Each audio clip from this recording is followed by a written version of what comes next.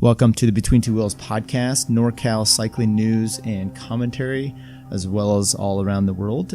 Today, we're going to talk about, World Championships just finished, and I am not going to discuss that too much today. There's a few little topics I'm going to throw out, you can do a recording on, and then hopefully have Chris and Curt, because I'm guestless today. Chris and Curt come in. We're going to give a breakdown of the World Championships it just was. For me, it was a very exciting finish. Not sure that I'm a big fan of the fact that Valverde won, just kind of his history and being an old dude. But it is nice to see Valverde won, by the way. But it is nice to see a guy that's perennially in the mix and making wins and always in the action to actually be wearing the jersey. I'm a big fan of that. Not a big fan of some people that have won it over the Fondriest, Maurizio Fondriest winning it in '88. Never anything after. Did get to live off of that promise for his career making bikes, some crappy bikes, by the way. But anyway, so it's kind of cool to see Valverde. I mean, you had Valverde, Bardet, Mike Woods, Moscon. Would you rather have Moscon or Valverde? Yeah. Good mix of rider, Tom Dumoulin in there, so very good mix, and it came down to a pretty exciting finish. We will talk about that later. Thought we'd just go quickly on some issues that are caught my eye this week, kind of peripheral to cycling. One of them is this American survey that comes out of the towns, the commuting towns, and bike activity use over in the United States. Kind of a little breakdown. We'll look at that survey, some of the other issues going on with it, and which cities are leading the charge. And readership, the bullet point here, ridership has fallen, at least in 2017, the 2017 survey that just came out. The other one I want to talk about is Lance Armstrong had come out against David Miller, who was running for a CPA president. Just give a little idea, and that his failed attempt at it. That came out, and there's some interesting inner workings with the CPA. Some people have made some comments how the voting goes and kind of what that union, some of the history behind it, and then what that has going forward, and hopefully, and then some of the hypocrisy that's involved in all sides here. So maybe we'll give a breakdown of that. All right. So there was a little Reason magazine had a breakdown, said after millions of dollars spent and hundreds of new lane miles built, bike ridership is down across America. Now, this comes from a perspective, and you can see different. I'm going to tie in a few different other writers write articles about it, but this one comes from more of a cost perspective. So you've got here's the gist of it. Downward, some cities, including car-centric places like Dallas, Phoenix, did see small giants in the share of commuters biking to work, but not enough to reverse the national trend. In the U.S. as a whole, only 0.5% of people biked to work in 2017, down from 0.6% in 2016. What is driving down this is difficult to say. The reasons could vary from city to city, yet the fact that biking is and they say biking throughout this, and I like to say cycling. That's always an indication of kind of where you're how in depth you are to the culture of it. But nevertheless, biking's fallen, even though cities committed to expanding bike ridership suggests that throwing more money at the bike-only infrastructure cannot change the fact that most people would rather use non-pedal powered modes of transportation to get around. That to me is obvious, and we can go through the facts, different kind of the layout of some of the breakdowns that they had here. But I mean, it depends on what kind of community you're in, whether biking to work is even going to work for you. If you're going to be doing 40, 50 miles to get to your place, and maybe it's through bad traffic, you don't have good lanes, not good infrastructure for that, you're more than likely not going to be actually using the bike. It's just not going to be sensible. If you've got kids that you've got to be dropping off, picking up, that's not going to be sensible either. So, everyone's factors are different. My co-host here, Chris Flower, just recently had a transmission issue with his car, so he had to find out alternate means. I don't think bike commuting was on that list, and at least he seemed to have pushed it away quite quickly. So anyway, we all have different things. So how was this survey conducted? It's not necessarily just ridership. It's about commuting. And the annual American Community Survey asked residents which mode of transportation they use most to travel to work. Last week, So it's kind of a reference of what you did last week. This is not to measure total of cycling, or they actually said biking in here, and this is from a bike blog. Only bike commuting, and there is no accounting for mixed trips where someone bikes or uses bike share to connect to the transit, or for more people, some days more than others. And by asking last week, a response will vary depending on the weather. So, for example, many people who started biking, now this is from the Seattle blog there, so they give an example here. For example, many of the people who started biking to UW Station when it opened in 2016 would be filed under public transit, not biking. Once again, using biking from a bike blog. Okay, so there was a little bit of focus in this, and it was very difficult for me to actually find the survey, which I did. Got it here, all 37 pages, I think, of it. We'll go over a little bit of those highlights. But an interesting thing, they focus on Seattle, which has been very bike-centric and trying to push its way up in the overall rankings. Seattle Bike Blog, they had some interesting things here. Latest census survey shows decline in Seattle bike commuting, especially by women. Okay, so they go through why that is the case. Seattle bike commuting hits 10-year low, census data shows. There's another article. Then this one was a little bit more disturbing, which it says $12 million a mile. Here's how bike lane cost shot sky high. Seattle, May 2001, 2018. May 21, 2018. So they had an interesting issue there. There was a 4.5 block area where they added in a bike lane, just a bike lane. Okay. $2.8 million in construction cost, overruns, everything else. It ended up to be $3.8 million for 4.5 blocks. Obviously, you've got to rework the road, so it's not just they're adding in a bike path, they're adding in a bike lane, which they've got to redo sidewalks, engineering, and all that. So it came up to $12 million a mile. That's pretty extreme. And what you're going to get when you do something horrendous like that, you're going to get a lot of pushback. People aren't going to see a benefit of doing that in a 4.5 block, area. They're going to which they should here, like the bullet train here in California, which is a boondoggle and doing nothing. As a matter of fact, it's supposed to be a bullet. Now it's just a regular train. Who knows if that'll be done? And the cost overruns are ridiculous. And you should have outcry about that. There should be a cost analysis to benefit analysis to these things.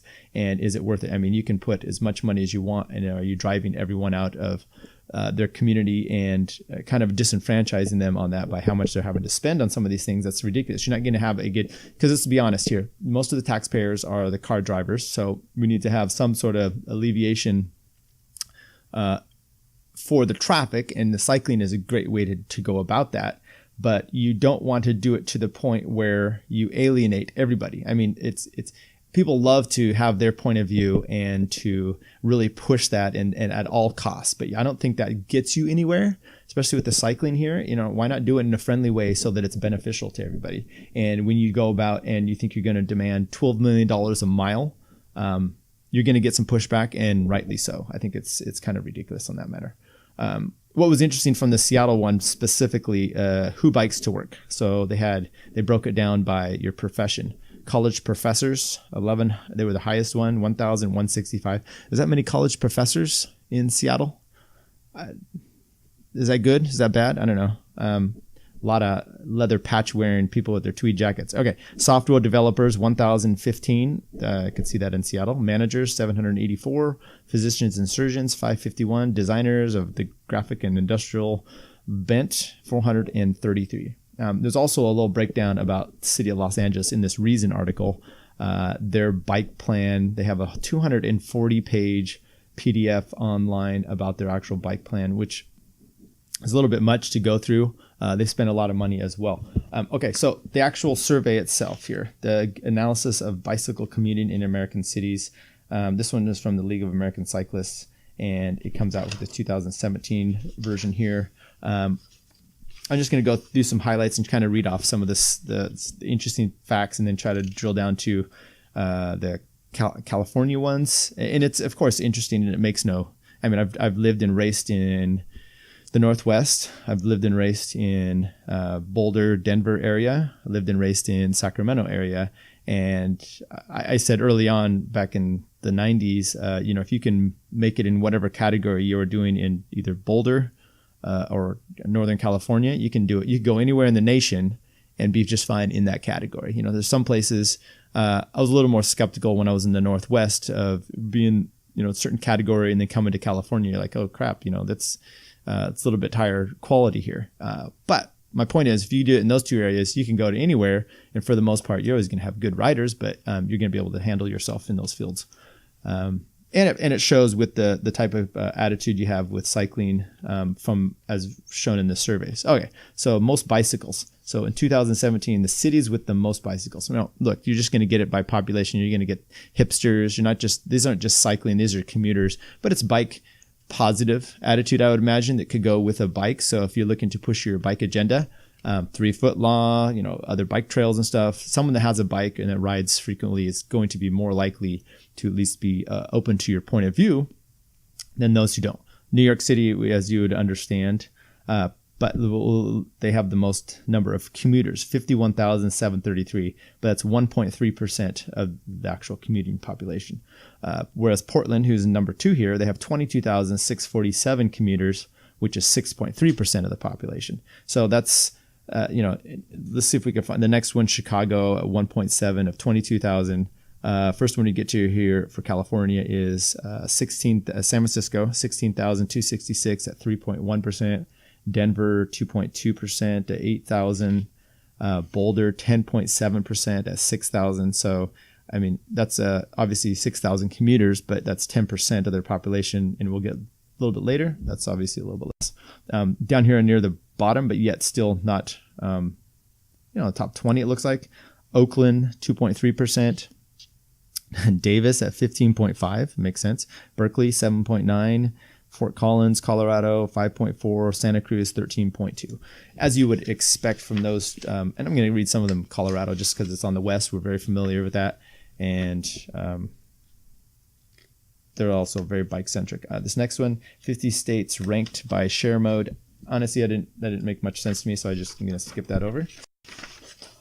Highest share of bicycle commuters. So commuting trends over the last 70 years, or the 70 largest cities. Portland, Oregon, you're going to see some names coming up here. It's interesting. Washington, D.C. has really made a surge with bikes. So they start to hit the top of a lot of these, but Portland and Washington, D.C. tend to kind of rule depending on what the category is. Portland, Oregon, though, this is kind of the change. Percentage of bike commuters, like I said, 6.3%, 6.5 was their 5-year average. They're actually up 0.1% from 2016. Washington D is up 7.9%. So they're kind of making a move down with San Francisco at almost 20%. So they are on the top, 5 here. So they still have a decent amount of commuters at 3.1%, but they really dropped. So 6.3 for Portland.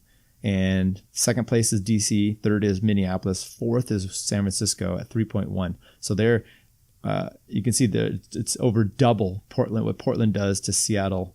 And that change over time, it's gone down drastically in San Francisco. And it's not the interesting part of the Seattle blog and their reasoning for why they had a downturn was their weather. Hey, they like to blame the weather. Okay, well, San Francisco down 20%. And we've been having a drought over this period of time.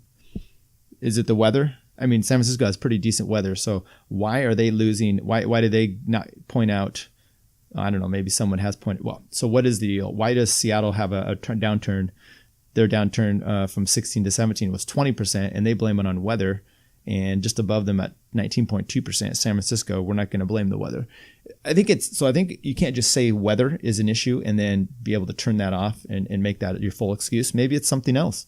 I don't know. Maybe higher. I don't know. That's something to actually look into. San Jose down here, they were up 4.6%, but they only have a 5-year average of 0.92, and their whole ridership is at 0.8%. So, little lame. We're going to read some of these. Some of these cities are more known for, a few things you wouldn't expect from cycling.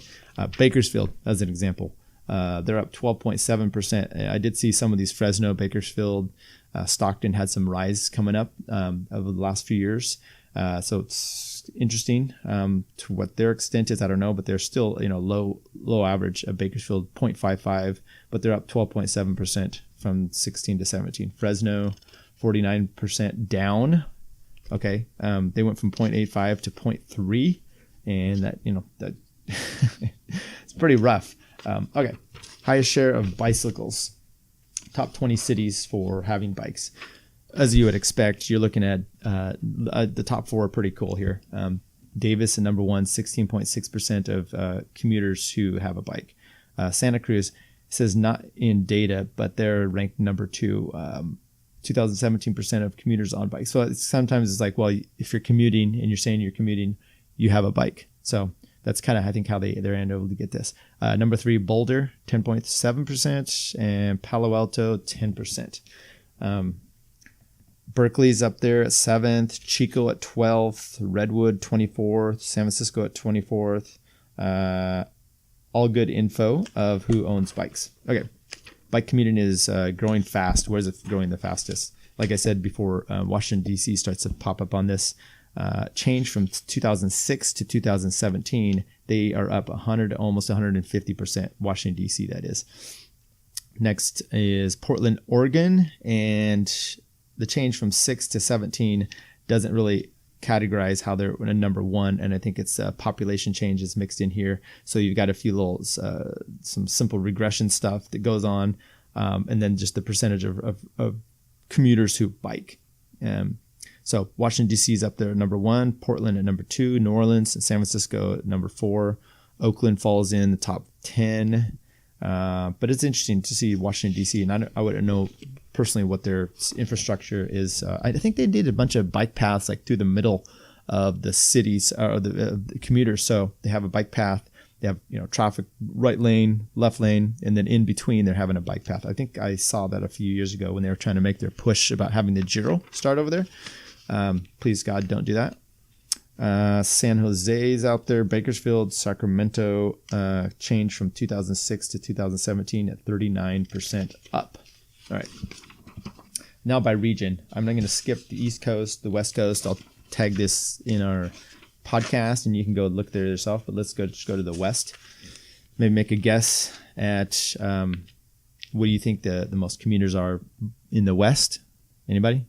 Well, we talked about Davis before. Once again, they come in at number 1. Percentage of 2017, percentage of commuters who bike, 15.5% of Davis. Second, Santa Cruz at 13.2. Boulder, third at 10.7. Palo Alto, 10. Berkeley, 5th place at 7.9%. And then you got Portland, Mountain View, Chico, Fort Collins, Eugene. So the West Coast, all good. These are all good ones, but we're really dominated up here in the northern portion of the state of California. Davis, Santa Cruz, Palo Alto, Berkeley, Mountain View, Chico. And then Southern California finally breaks in at 11th place for Santa Barbara. So suck it, Southern California. All right, by size, you got cities compared to themselves to peers, particular size. You've got population of 1 million, and we'll go break down a few of these here, but 1 million plus. San Jose is our top one in Northern California. Los Angeles beat us. They have 3.3% of commuters, whereas San Jose has 1.4%. Top one for the millions is Philly, Chicago, and New York. And San Francisco comes in on the second page of this. So there's Stockton, Bakersfield. They're at the 300,000 to 1 million. I'm sorry, let me break that. San Francisco is 4th on that list. So you really, unless you're in some of those big cities, some of these smaller ones I think is a little bit more interesting to look at for your population breakdowns. And 100 to 200,000 is where you start getting into your more cycling eccentric. Boulder, Colorado is number 1 on that. Fort Collins, Berkeley's number 3. Arden Arcade is on the list. That's a little section just north of the city of Sacramento. It's in Sacramento County. Somehow they break down the list. I don't know.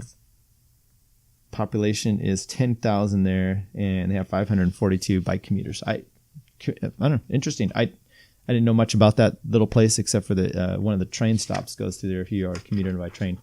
San Mateo, 2.4% of commuters. Number of bikes, 523. All right. So what do you break down from this? Well, obviously, infrastructure costs are one thing. Here in Sacramento, it's been highlighted even when the Tour of California comes through here that we are very privileged to have this giant bike path going from one stretch to the other. And, there's some issues. Sacramento all the way up to Folsom. There's some issues with it and the path, deterioration. But that's the thing. If you get a bike path like that, one, you're alleviating traffic completely. You're not putting cyclists out in the middle of cars, stop signs, issues, traffic of being injured. And you're also not having, I don't believe you would have to spend the same cost because your engineering is to put an asphalt path cannot be the same as having to restructure an entire city road as they were doing in Seattle there. So it'd be nice to see if you can have more paths along the line of that. That's the way to go. All right. I'll break that. I'll put the links on there. Maybe if you have some comments, you can link, make your comments about bike commuting and the reason that we're seeing a decline as of right now. I don't know, weather, not likely the case. All right. So the CPA, which is the cycling, professional cycling union, Lance Armstrong dissed David Millar for being a president. So Lance comes out and says David Miller is the last person, quote unquote, who should lead the CPA. Lance says it's hypocritical treatment for former riders is the rest and hypocritical, he says, and treatment former riders is a recipe for disaster. I'm not sure exactly what he means there, so that's why I'm stumbling with my words. But Lance is not thinking that David Miller is the place to go. So what is the CPA? CPA is the Cyclist Professionals Associates. It's a union for pro riders. Current president is Gianni Bugno. CPA was established in 1999 and exists to represent the interests of riders and give them a voice in how the sport is run, and in particular regarding safety and financial concerns. So Bugno, he was elected. We'll get a little bit more about that in 2010. Prior to that, it was Cedric Vasseur. They had a physical location. They all had to come to vote. No option for electronic ballots, no mail-in. So that's how they had to do the thing. So here's the actual quote from Lance, and then we'll go through some of the actual history of this. Miller is probably the last person that would come to mind for this role, says Lance Armstrong. I wouldn't even call it change because there's nothing really there to even consider changing. I propose creating a real union for the riders, not the window dressing that is the CPA. Now, whether Miller's the guy or not, and maybe, I don't know, Lance maybe isn't the best at how he structured this, but I believe his last comment is actually very true. And we'll get into that when we talk about the complaints that the riders had and what their deal was with the union. But creating a real union for the riders and not the window dressing of the CPA is probably, I think, is 100% accurate. Whether Miller is the one to do, why? But if it's just a facade, then why do you care that Miller's getting to be elected for it or not? Miller's reaction was, ladies and gentlemen, Mr. Lance Armstrong, great at talking about it on podcast, shit at actually doing it. On behalf of the Peloton, thanks for the support. Once again, David Miller is, he was caught cheating. EPO, served a time, pretty good story about his whole redemption. But he's going to talk on behalf of the Peloton. He's not elected. He's just running. So, but these people are great at, and I think David Miller comes across kind of as pretentious. Phil Gaiman did not have very nice things to say about him or inferences about him in his book. It kind of seemed like a pretentious prick. With that said, it'd be interesting to hear Phil Gaiman, how he would take this, because I'm sure he was in support. I say sure, I didn't see this, but he didn't negatively react to David Miller coming out for this particular post. So he's might be in a quandary of who do you like less, and who are you going to support? Okay, so a little bit of history of the union. They've had multiple unions over the year. They tried to get one in the 1898, various organizations, usually based on a national platform. So this is part of the problem you're still going to have existing and ongoing is how are these things, the nationalistic binds of a lot of these riders and the different countries that are be able to focus these things out. So they first had some success, and it came about in the 1978 Tour de France. They were protesting split stages. So we've talked a little bit about that at the history of the tour. some split stages. I think Davis Finney won one of the particular split stages. They would have like a team time trial. I know when the 7-Eleven team, I think it was 88 or 87. I think it was 87 when they had the yellow jersey, Alex Stida. He had been in a breakaway that morning, and then they had the team time trial in the afternoon, and he got shelled out, and the team was horrible. Well, partly he almost lost, got DQ'd for the time limit himself for not being able to hold on when he had the yellow jersey. Anyway, these kind of issues have been about, well, in 78, they made a real big deal about it, and they wanted to stop that. So they created this union to join forces, the AICPRO, the Association International of Cyclists Professional. Kind of unclear looking back at that, whether that union had its, they were able to stop some of the split stages then, although, as I just mentioned, 10 years later, they're still around. Whether it was Bernardino's influence, because he was against that, or if it was actually the power of the union. But then after that, the union's like, hey, we're gonna do our thing, but their power started to dwindle, mostly because a lot of these separate countries had their own little power struggles, and you have the Dutch, the Belgium, the French, the Italian, the Spanish. They all want to do their own thing, and especially back then, everything was much more nationalistic. You weren't necessarily having riders from foreign countries mixing in on teams. You do, but not to the extent you do right now. So then came along, this power was limited of this one union, this Festina Affair, which came out in 1998.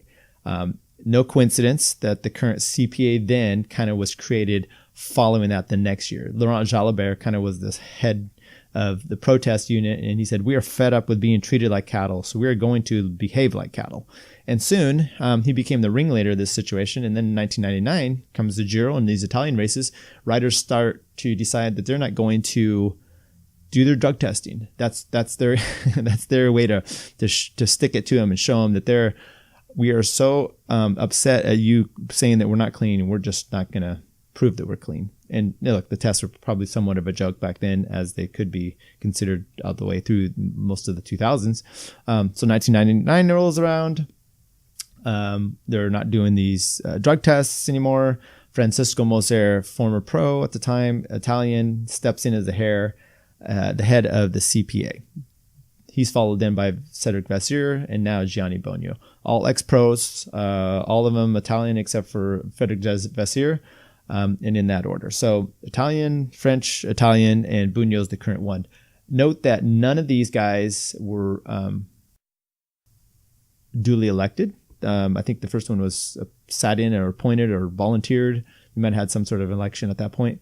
But then from then on, it's just basically been handed down. Okay, so the CPA, it's got a real. I looked at their bylaws, 7 pages. It's very simple to look at and to find out, how they vote. It lays out the voting in Article 12 under quorum and the right to vote. This is how it says: the members association of the CPA act on behalf of their members and have the right to cast a number of votes equal to that of their members. Second part, each individual member who is not represented by an association is entitled to 1 vote. So this is the problem you come into. And why do I say problem? Okay, so I think around September 6th of this year,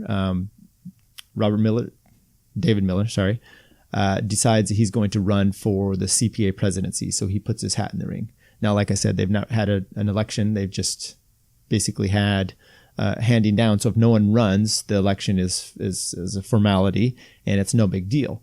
And they do have rules laying out how that vote goes. So David Miller says he wants to run, and now riders are posted up on Twitter about having problems of access. How do we vote? How do we do this? Well, you've actually got to show up. Or do you? Okay, so I just mentioned there's 2 different voting blocks. There's associate members, unions, and then there's individual members. What are the associations currently affiliated with the CPA? There's the ACCPI, which is Italy, APCP of Portugal, ACPS of Swiss, UNCP of France, ACP of Spain, ANAPRC of North America. So we're missing a few there, right? We're missing Belgium, we're missing Netherlands, any other country, Australia. So there's a bunch of, if you look at the CPA page itself, it talks about their who represents the national charters, and it gives a list of all these different charters and member associations that gives those ones that I just mentioned. But then all these, hey, if you want to get something associated, here's another one you can try to Poland, look for Bartosz Herzowski, and Australia, look to Adam Hansen. So these are associates, but they're not part of a member union. They haven't formed one yet. So each one of those individuals are voting as a separate block. Belgium, Stein Boykins, he's an attorney delegate, but that doesn't mean that they are an associated union with them. So each one of those ones has to vote, and they vote separately. So what happens is you get block voting. So your biggest ones are your Italian, French, and Spain. Okay, they've got, and I'll go through the numbers here in a little bit. So they do, all those members vote, or the union votes for them. I think probably generally how, I doubt they're taking a survey between their riders with who they want. And so they get to cast the number of riders in their union, that many votes as a block. So they are entirely, completely unified in their voting. So you may have Belgium. I think I saw a survey of the Belgium riders, and it's like, look, we're voting for David Miller. Okay, but it was maybe 70-30. So you still have 30% that aren't voting for him, whereas these other ones are 100. They're more like despot nations, right? They're 100% votes. Okay, so here's part of the problem too. All professionals must pay into the union, but they can't vote directly. But that's kind of their representative democracy, I guess, here. 6-member national associations vote in blocks. French Association, 150 votes. Italy has 124, and Spain with 86. And they all do the same. So when you get those kind of block, the Italians are all going to vote for Bugno. Likely the French are not going to vote for David Miller. The Spanish are not going to either. So then riders outside those nations, they're just basically going to have to hope they get it. I'll say, so what was the vote? Bugno won 379 to David Miller 96. All right, 96, not bad. But you're looking at all, you get to basically have, I think those 3 blocks did it for Bugno, Spain, French, and Italian. All right, so some of the voter disputes and complaints out of this. So the presidency up until now, like I said, has kind of been like a banana boat republic or monarchy, where the title's just basically being handed down because it's a one-person election. So now this isn't the first time. I mean, this is the first time a contender's really come up from what I've been able to find. So then the riders outside those 3 nations of Spain, France, and Italy, they're feeling somewhat disenfranchised until they found out they have to go to when they found out they had to go to Innsbruck, actually at the World Championships there, to cast their vote directly, which became an issue. There's no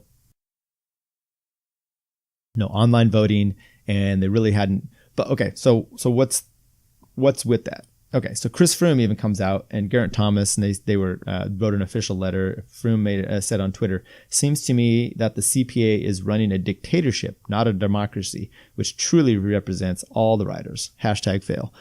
All right, so there's several things that are wrong with this, and I'm going to start here with what I had. Okay, you've had time. That's block number 1. David Miller put his hat into the ring September, I think it was 6th. Basically a month before, or around, not even a month before the vote was to take place. This didn't give anyone much time to accommodate him and or the riders that wanted to maybe have a vote. But since the union has been in place since 1999, I think Froome and the rest could have mounted their concerns in advance. Is it the union's fault that David Miller decided to do this, just a few weeks before the actual vote? No. The bylaws are in place. So Miller announced his bid in September. The CPA then notified everyone of the voting process that first I could find online was September 8. Now, Miller wanted to change the voting structure for the upcoming election, even though he didn't know. He said, I want to change this voting structure. But he also admitted, I don't know how it actually works. Okay, maybe there's a problem with riders being involved in this. So second thing I have a problem is Froome, this is a union. It's not a government. Have you ever checked into the history of unions and how they operate? I mean, it's been in place since 1999, and it's actually pretty feckless. It's somewhat of what Lance Armstrong had said. It's one without teeth. Suddenly, you get another limey in place, Miller, that wants to run for the office, and so you're all supporting him, and you're going to be behind this. and you want the union to make concessions for you for this upcoming vote. But the rules are already in place, and you don't get to just change them midstream just because you want. I mean, that, Chris, isn't a democracy either, right? It's kind of the tyranny of the majority, of the minority, being able to rule this thing. You can't come in at the last moment and expect them to overturn everything just to accommodate you. That has to be done next time. And like I said, you've had 10 years to figure this out. No, wait, 20, almost 20 years to figure this out. Okay, the bylaws are pretty fixed there as well. Okay, so move on. Okay, fix it going forward. Chris Froome and the others complaining now. Well, they have some time to focus on it for the next time. And let's see if they do more than draft like an angrily, harshly worded letter and a little Twitter hashtag fail. They have time to actually act on their outrage. The bylaws, like I said, are just 7 pages. They're in place. The voting structure is there. You know how to go and make your demands and actually get something in place. Look, David, for whatever reason, it came on his radar at this time. Good for him, but you can't complain at this process for this time based on your tardiness. Okay, I don't think so. And by the way, those North Americans complaining about this process, you can do something even easier. You can go to Christian Vandeveld, who is the head of your union, and ask him why you weren't notified about the voting process, and make sure that he's voting the way you want him to be. So if this is a big concern for you, next year, okay? I don't know if the presidency is a yearly basis, but you have something to do about it. Okay. Part of the problem too is you've got these are cyclists. They're trying to deal with their union. They are trying to fight for jobs. Alex Stida, Peter Stetina. You've got, I think he's on the union as well, a bunch of these riders, and he's fighting for a job for this next year. And let's be honest, what's his big concern? Is it trying to go out there and find a new team and a job to ride for, or is it coordinating? I mean, it's a simple thing of takes much effort, but your focus is not on this. You're in multiple countries. You're going. You've got family. You've got a job. Is this union vote your main priority? And so it would be good to. One, the Americans do have a union, so if there's any failure of notification, that's on them of how this process goes. That everyone's like, part of the problem was we shouldn't even have this vote go forward because we weren't notified of it in time. Maybe so. I don't know, but isn't that what your union? I mean, maybe Vandeveld's too busy doing commentating, but if that's part of your job, shouldn't you be notifying your riders of the upcoming situations? So what really needs to happen? Look. Riders need something like this because you're seeing a ton of. There was just an article on Cycling Tips this last week by Neil Rogers, which broke down the state of cycling in North America, and it's pretty daunting. There's a lot of exciting things coming. I just went over the commuting aspects. Bike ridership commuters at least appears to be down. Is this a trend going on everywhere? I know the e-bikes are coming up. World Championships. World UCI just announced they're going to have some sort of electronic championship. Maybe that's a Zwift thing. I don't know. There's a lot of e-bike commuters, which I think are still a great thing. So what's happening with this whole thing in general? And you need a stronger. Now, I tend to think that the union is the wrong way to go about this right now. And I say this very specifically, and I've talked about it multiple times. The union isn't powerful, and the union can't have power unless you rearrange the way that the economics are in cycling. You want to protest and you want to do some things, fine and dandy, but when your sponsors are 2 years, 3 years, and they come in and out, you don't have this way to make money of like a stadium and selling product and the way that you do with all these other sports. So until you correct the economics of this, that union, all they're going to be able to do is basically kill their own sport, I think, from the inside. One of the big things that they actually should probably be doing, which may help this whole situation, can turn it around, is to get some sort of rider participation in the revenue from the Tour de France. The Tour is a giant moneymaker. It's the biggest thing in town, and they have all the power associated with it.